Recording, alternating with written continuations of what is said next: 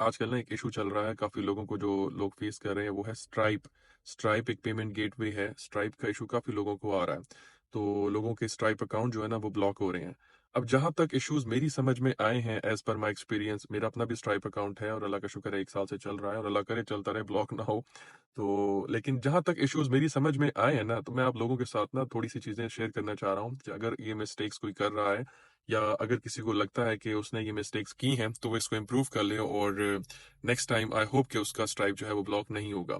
पहली मिस्टेक जो हम लोग कर रहे होते हैं, एक चीज़ तो हम लोग भूल रहे होते हैं कि स्ट्राइप बेसिकली हमारी तमाम एक्टिविटीज़, हमारे clients detail, each and everything का रिकॉर्ड जो है ना वो स्ट्राइप के पास जा रहा होता है और स्ट्राइप हमारी सारी एक्टिविटीज़ को नोट कर रहा होता है। तो फर्स्ट थिंग ये है कि कुछ लोग जो है ना वो अपनी कंपनी की डिटेल्स इन्फॉर्मेशन जो है ना वो गलत इनपुट करते हैं, जिसकी वजह से स्ट्राइप जब उसको वेरीफाई करता है और वो इनको इन्फॉर्मेशन सही नहीं मिलती, तो स्ट्राइप उसको ब्लॉक कर देता है। दूसरी रीज़न ये है कि मोस्टली लोग जो स्ट्राइप है वो अपने मोबाइल पे भी यूज़ करते हैं, लैपटॉप पे भी यूज़ करते हैं, जिस तरह मैं भी यूज़ करता हूँ। तो स्ट्राइप जब बनता है ना, तो उस टाइम उसके अंदर इन्फॉर्मेशन मोस्टली लोग डालते हैं पाकिस्तान की, और जब उसको स्ट्राइप को वो एक्टिव करते हैं, तो उनके लैपटॉप पे बेसिकली वीपीएन एक्टिव होता है और वीपीएन एक्टिव होने की वजह से उसकी लोकेशन आ जाती है यूएसए की। और यूएसए की लोकेशन हो, पाकिस्तान की आइडेंटिटी हो, उसके ऊपर भी स्ट्राइप जो है ना वो इशू रेज़ करके आपका अकाउंट ब्लॉक कर देता है। तीसरा इशू जो मेरी समझ में आता है वो ये आता है कि कुछ लोग जो है ना वो फ्री वीपीएन यूज़ करते हैं। अभी भी फ्री वीपीएन यूज़ करते हैं, क्योंकि बहुत से लोग जो है ना वो लोड बोट के सेशन अब लेने शुरू कर दिए हैं, जिसकी वजह से उन्हें पेड वीपीएन की ज़रूरत नहीं पड़ती, जिसके लिए पहले हम पेड वीपीएन यूज़ करते थे।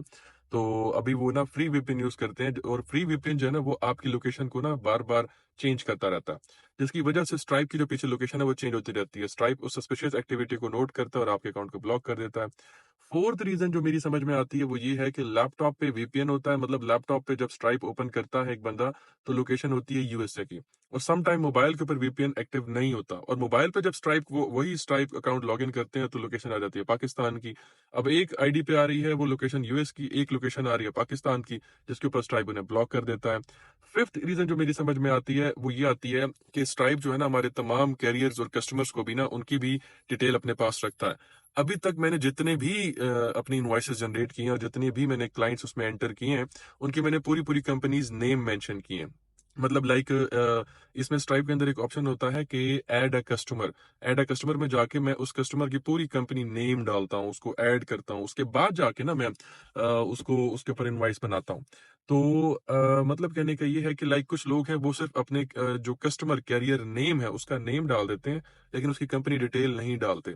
तो company detail mean ABC logistics LLC, या फिर एक्सवाईज़ेड डिस्पैच एलएलसी। मतलब जब कंपनी का नेम आप पूरा डालते हैं ना, तो इन कंपनीज की डिटेल कहीं ना कहीं स्ट्राइप के बैकएंड पे उनकी सपोर्ट टीम चेक कर रही होती है कि वाकई कोई लेजिट कस्टमर है, या फिर या कस्टमर सही भी है। तो अगर कोई आप डालते हैं वहां पे अपना कस्टमर नेम डाल देते हैं, लाइक मेरा नाम खुरम है, आपने खुरम डाल के उसके नाम इनवाइस जनरेट कर दी। अब खुरम तो दुनिया में लाखों होंगे, तो उनके लिए मतलब ये चीज़ भी थोड़ी-सी आ जाती है कि फेक में आ जाती है कि यार ये किसी फेक के नाम पे इनवॉइस जनरेट कर रहा है और किसी के साथ कार्डिंग कर रहा है। क्योंकि कुछ अर्सा पहले स्ट्राइप को लोगों ने मिसयूज़ किया है। लोगों ने, जो स्कैमर्स थे और जो कार्डिंग करने वाले कॉल सेंटर्स थे, उन्होंने स्ट्राइप के थ्रू लोगों के कार्ड जो है ना वो चार्ज किए हैं। काफ़ी चार्ज किए, जिसकी वज़ह से स्ट्राइप ने एक्शन लेना शुरू कर दिए थे। तो इसमें एक इश्यू तो मुझे ये समझ में आता है कि लोग अपने क्लाइंट्स की, अपने कस्टमर की कंप्लीट डिटेल नहीं डालते, डायरेक्ट इनवॉइस बनाते हैं ऑन नेम ऑफ कस्टमर, और जिसकी वजह से स्ट्राइप उसको सस्पिशियस एक्टिविटी समझता है और वो आपके लिए प्रॉब्लम क्रिएट करता है, वेरिफिकेशंस मांगता है। और एक और इशू भी मेरे जो ज़हन में आता है ना, वो स्ट्राइप का ये आता है कि स्ट्राइप जो है ना, जब भी कोई बंदा अपना स्ट्राइप अकाउंट बनाता है, और स्ट्राइप अकाउंट बनाते ही वो उसके अंदर हेवी पेमेंट्स मंगवाना शुरू कर देता है। मतलब एक-एक इनवॉइस $500, $1000, और 1 महीने के अंदर 10, 12, $15,000 के रेवेन्यू आ जाते हैं। कुछ मेरे जानने वाले दोस्त हैं जिनकी कंपनीज़ माशाल्लाह चल रही थी, पहले से चल रही थी। उन्होंने स्ट्राइप अकाउंट नया बनाया, और बनाते साथ ही जो उनके पिछले क्लाइंट्स थे, उन्होंने क्लाइंट्स के कंपनीज़ नेम की बजाय उन कस्टमर नेम के ऊपर ना, जो कस्टमर का नाम था, उस नाम पे इनवॉइसेस जनरेट करते गए, और जनरेट करते-करते उन्होंने हेवी अमाउंट्स, क्योंकि उनके ऑलरेडी पेमेंट सर्कुलेशन थी, तो उनकी अमाउंट्स हेवी पेमेंट्स आना शुरू हो गई। तो एकदम से जब स्ट्राइप ने देखा कि पहले महीने के अंदर ही जी $8-10,000, नेक्स्ट मंथ फिर उससे ज़्यादा डॉलर आ रहे हैं पैसे, तो वो उसको भी मनी लॉन्ड्रिंग और सस्पिशियस एक्टिविटी समझ के ब्लॉक कर देता है, जिसमें नुकसान ये होता है कि या तो आपके पैसे स्टक हो जाते हैं, लेकिन मोस्ट प्रोबेबली 90% चांसेस होते हैं कि स्ट्राइप जब आपको ब्लॉक करता है तो वो आपकी पेमेंट्स जो आपने अपने कैरियर से मंगवाई होती हैं वो उनके अकाउंट्स में रिफंड कर देता है।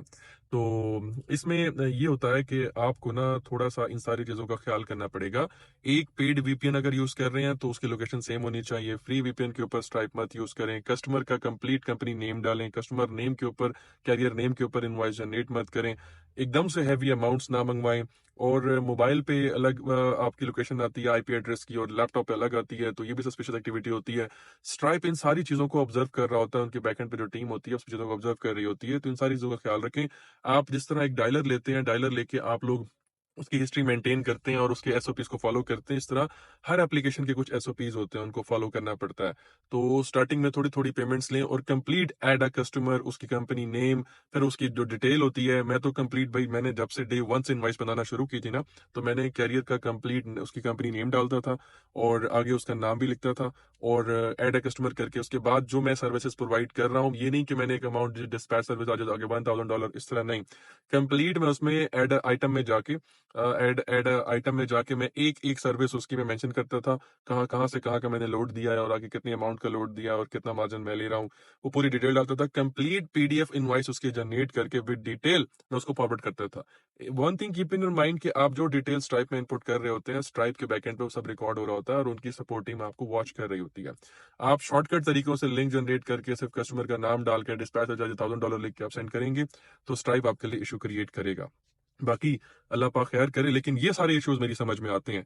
इसके अलावा मैं नहीं समझता कि स्ट्राइप को कोई प्रॉब्लम होगा, क्योंकि स्ट्राइप जिसने जिसकी भी एप्लीकेशन है, जो भी इसका मालिक है, ऑब्वियसली वो भी अर्न करना चाहता है और लीगल वे में अर्न करना चाहता है। इनकी अपनी परसेंटेज भी बड़ी हैवी है, 3.5% स्ट्राइप चार्ज करता है $100 पे, यानी आप $100 आपने मंगवाए हैं तो $3.5 स्ट्राइप आपके काट लेगा।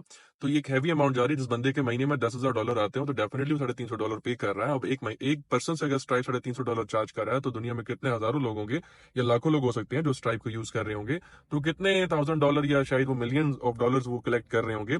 लेकिन जाहिर सी बात है कि उनकी भी पीछे चेक एंड बैलेंस होते हैं सारी चीजों के, तो मनी लॉन्ड्रिंग यूएसए से नहीं करवा सकते, कोई लीगल एक्टिविटी नहीं करवा सकते, कल को उनके ऊपर भी एक्शन लिया जा सकता है।